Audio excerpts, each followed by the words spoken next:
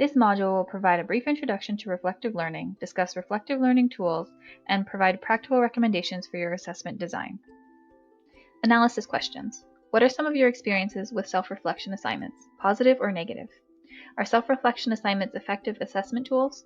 How can instructors assess that learning has taken place through self-reflection from students? Please take a moment to pause the video and reflect on these questions. Sean's reflective learning theory is the process of looking back on experiences and identifying learning outcomes. Similarly, Gibbs' reflective cycle shows the steps he suggests a learner can take to look back on an experience and look at what went well and what did not. This coaching method is meant to help learners improve their actions for better results the next time they encounter that situation. A link to the full description of the steps and a recent application of theory can be found in the resource links below. There are many ways that self-reflective assignments can be included in course design for purposes of assessment. For purposes of diagnostic or pre-assessment, reflection can be used to determine a learner's previous experience with the topic and existing biases. This can also include goal setting, as students may use a pre-assessment to identify gaps in their own knowledge prior to entering the course. For formative assessment, self-reflection assignments can be used to ask the learner to reflect on ongoing learning in order to determine their own strengths and weaknesses. In one case study conducted by Parrott and Cherry, they used a tool called process memos, which are short reflections that students write and receive feedback from the instructors. This is meant to create a dialogue between the student and the instructor as a form of formative assessment. They found that students accurately identified their main weaknesses and processes, allowing instructions to respond directly to student concerns about their own learning. In another 2014 case study, Mulder and Dull argue that the use of reflective journal assignments serves as another mechanism to promote self-reflection and to solicit personalized faculty feedback. The more informal journal format may permit students to write emotionally and to develop their reflective skills. Reflection for summative assessment can be used as a comprehensive method where students are able to demonstrate their full extent of learning through a course or through a module. For example, self-reflective assignments where a student is asked to reflect on overall learning outcomes. In Phillips' 2016 case study, students design their own learning experience and focus on reflective homework reports as the main assignments. These reports have two components: self-evaluation of problem difficulty and reflection questions. In the findings, they argue that most students do not carefully plan, monitor, or adjust their study practices without the accompanying reflection tasks. This use of reflection in the end of each course section allows instructors to assess the students' learning progress.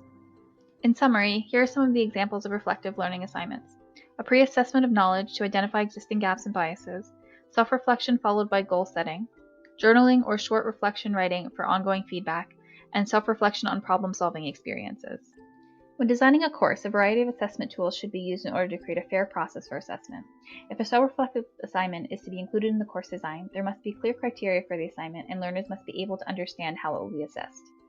Some recommendations for designing the self-reflection assessment tool are to provide reflection prompts, ask learners to evaluate experiences against standards or peers, have learners reflect on strengths and weaknesses, and to ask learners to determine how they might do things differently or compare their experiences to other methods. When it comes to developing the criteria for assessing the self-reflection tool, here are some recommendations. Create a rubric. Please see example rubric in additional reading materials. Ensure the criteria is based on the learning outcomes. For example, if it's a skill or knowledge that's being assessed, the criteria should focus on that, not necessarily the conclusions drawn from the learner. Any assessment tool should be interconnected with all other aspects of the course design. In one case study, Sproul, Drury, and Pretty developed a method for assessing a particular skill, lifelong learning. They had learners complete both a reflective assignment as well as a questionnaire. This included a rubric used to compare the reflection assignment results with the questionnaire, and it was determined that the results were consistent. The full report can be found in the additional reading section. In Bosman's 2019 paper, she argues that a combination of reflective assignments and learning activities helps students develop self-regulated skills and an entrepreneurial mindset. This permits students to think about learning in a holistic manner, allowing the ability to connect classroom learning with specific and current future utility. In summary, we can use these steps to determine how to assess self-reflection. First, you can identify the purpose of the assessment in your course design. Will it be used to provide formative feedback, assess student progress, provide summative assessment for a module or the full course? Second, choose an assignment that allows for this type of assessment. Third, ensure this assessment tool aligns with the other aspects of the course and allows for an overall fair assessment process. Next, develop clear criteria for assessment through the use of a rubric or clear instructions about the desired skills to be demonstrated in the self-reflection assignment. Finally, use the self-reflections to better understand student needs and continuously improve the teaching methods for better course outcomes. Synthesis questions. Do self-reflections complement your other methods of assessment? How can an instructor assess that learning has taken place through self-reflections from students? Can self-reflection tools benefit students' learning in your course? Please take a second to pause the video and reflect on these questions. Additional readings can be found in the description below. Thank you for watching.